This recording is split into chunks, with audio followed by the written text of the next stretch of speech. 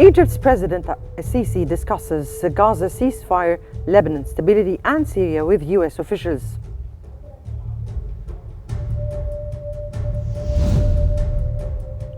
Egypt stresses Syria's sovereignty, unity, and institutional strengthening in Jordan's talks. And Prime Minister Mustafa Madboudi inaugurates Abydos solar power plant with a capacity of 560 megawatts.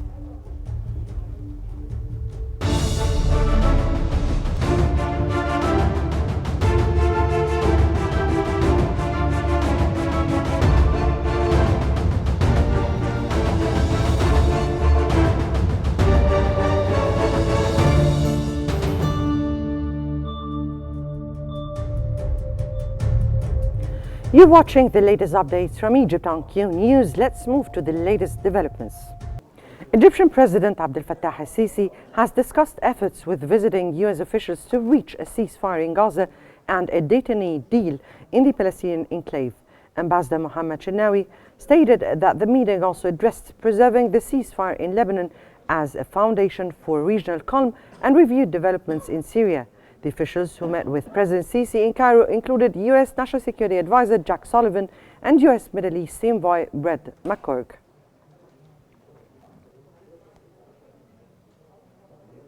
Egyptian President Abdel Fattah al-Sisi has sent a letter to Brazilian President Ancio Lula da Silva wishing him a swift recovery following a recent health issue.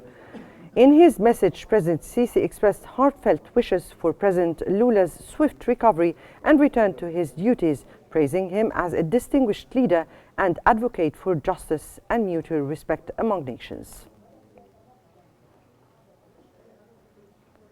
Egypt's Minister of Foreign Affairs Badr Abdulati participated in the Arab Ministerial Contact Committee on Syria held in Aqaba, Jordan.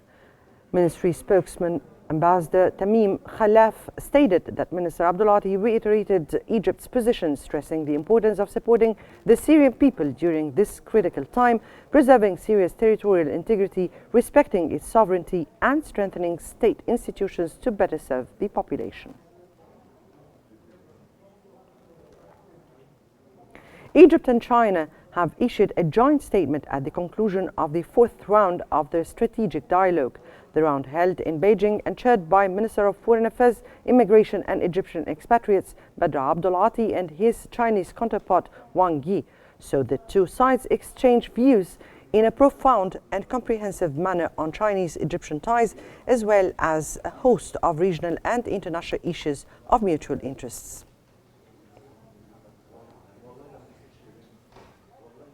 The Arab League Council, initiated by Egypt in collaboration with several member states, have convened a meeting to establish a unified Arab stance against the Israeli military's expansion of its occupation in the Syrian Golan Heights. Consequently, the resolution mandated the Arab group in New York to take action to convene a special session of the UN Security Council to address Israeli practices threatening international peace and security, including the recent occupation of Syrian territories since December the 8th.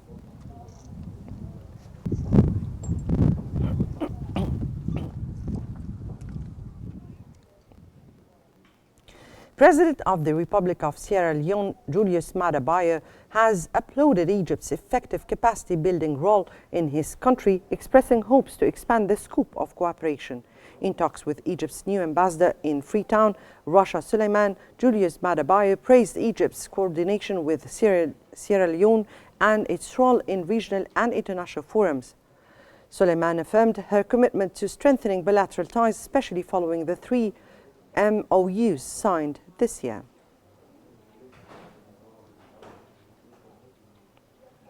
Non-resident ambassador of Egypt in Seychelles, Wael Nasruddin Atiyah, has discussed with the Minister of Foreign Affairs and Tourism of Seychelles, Sylvester Rodigans, ways to boost bilateral cooperation.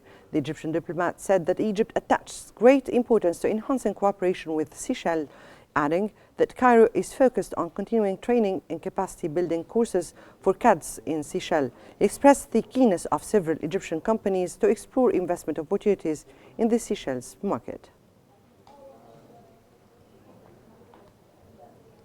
Egyptian Consul General in Jeddah, Ahmed Abdul Majid, and Governor of Saudi Arabia's Al-Baha region, Prince Hussam bin Abdulaziz, have discussed the conditions of Egyptian expatriates in Saudi Arabia.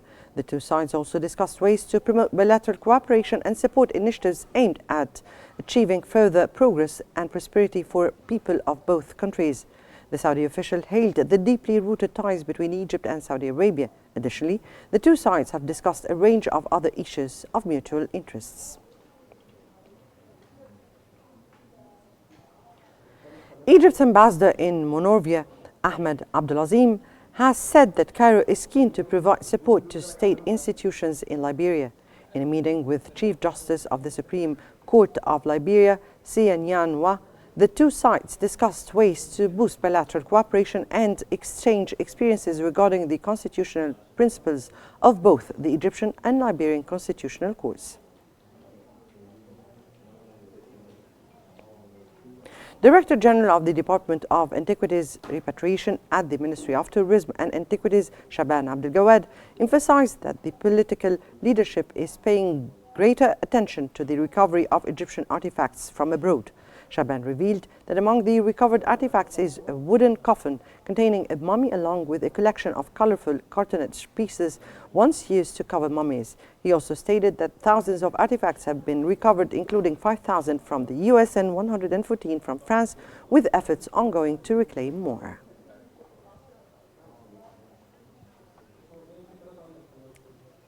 Egypt's Journalists Syndicate has hosted the opening ceremony of the 6th General Conference, which will run from December 14th till the 16th under the theme Palestine Edition, A Path to Change. The ceremony pays tribute to Palestinian journalists who have continued to report despite the horrific conditions in Gaza and the West Bank amid the Israeli war. Held under the patronage of Prime Minister Mustafa Madbouli, the event also features artistic performances and films celebrating Egyptian journalists, the struggles of female journalists, and the sacrifices of Palestinian journalists. Prime Minister Mustafa Madbouli, accompanied by Minister of Electricity and Renewable Energy Mahmoud Ismat, has inaugurated the Abydos solar power plant, which has a capacity of 560 megawatts and investments estimated at $600 million. The Prime Minister said that it is a pleasure to participate in the opening, which reflects the strength of the relationship between Egypt and the United Arab Emirates across various sectors. He confirmed that Egypt is providing unprecedented opportunities for the private sector, adding that the Abydos station in Aswan underscores the state's commitment to optimally utilizing Egypt's natural resources. Chairman of the Board of Directors of the Emirati Al-Nuwais company, Hussein Al-Nuwais, has announced that the partnership between Egypt and the United Arab Emirates continues across all sectors, especially the renewable energy sector, noting that he is proud of his country's strong participation in Egypt's Energy Strategy 2040 and the expansion of Emirati investments in this field. During the inauguration of the 500 megawatt Abydos solar station in Aswan, Al-Nuwais announced that the 500 megawatt Amont wind station, equipped with a storage battery system, will begin operation in the first week of May, marking the first of its kind in Egypt. He also revealed that construction has begun on the 1,000 megawatt Abydos 2 solar station, emphasizing that these projects highlight his country's commitment to fostering investment exchanges between Egyptian and Emirati businesses.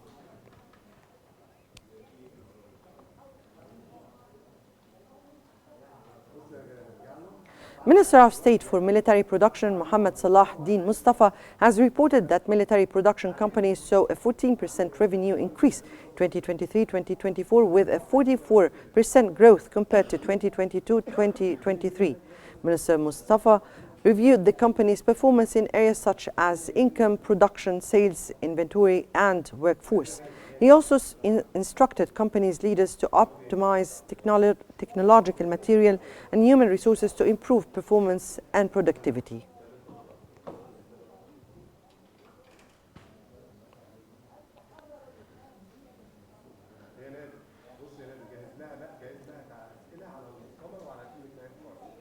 Investment Minister Hassan Al-Khatib has discussed with U.S. Ambassador to Egypt Hero Mustafa Garg investment opportunities in the Egyptian markets in fields of healthcare and medicine.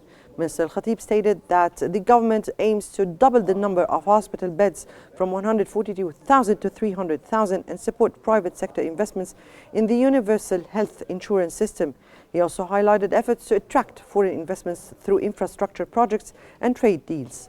Garg emphasized the importance of the economic partnership between her country and Egypt, noting that the healthcare sector offers investment opportunities worth $30 to $40 billion by 2025.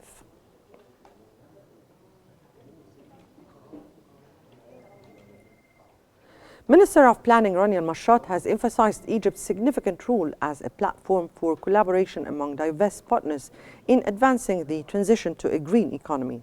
Minister Al-Mashat highlighted that over $4.5 billion have been secured for private sector companies to generate 5 gigawatts of electricity. She also stated that the Planning Ministry will continue to mobilize innovative financing for the private sector through the Nexus of Water, Food and Energy program.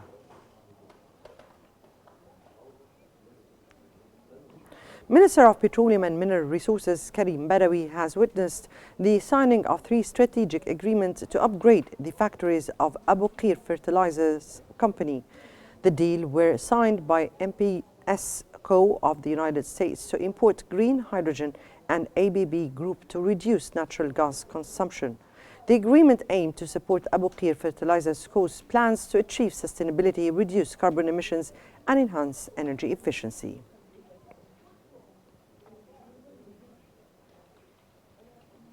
Deputy Prime Minister for Industrial Development and Minister of Industry and Transport Kamil Al-Wazir has witnessed the signing of a joint £5 billion financing agreement for the Egyptian National Company for Railway Industries. The agreement was signed by NERIC, the National Bank of Egypt, the MPE, the Commercial International Bank, the CIB, and the Arab African International Bank, the AAIB.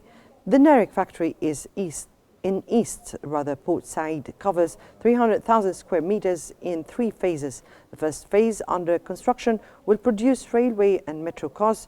The second phase will focus on monorail units, high-speed trains and light electric trains, while the third phase will refurbish old metro and railway cars.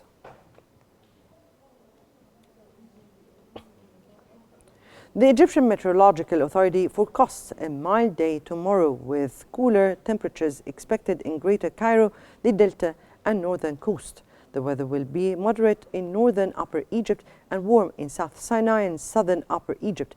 At night and early morning, temperatures will drop with cold conditions across most regions and very cold weather in northern Upper Egypt and central Sinai.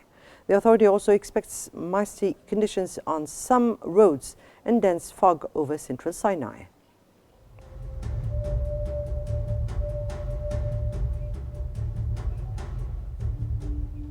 That brings us to the end of our news bulletin. Here is what we've been covering. Egypt's President Sisi discusses Gaza ceasefire, Lebanon stability, and Syria with U.S. officials. Egypt stresses Syria's sovereignty, unity, and institutional strengthening in Jordan's talks. And Prime Minister Mustafa Al-Bouli inaugurates the Abydos solar power plant with a capacity of 560 megawatts.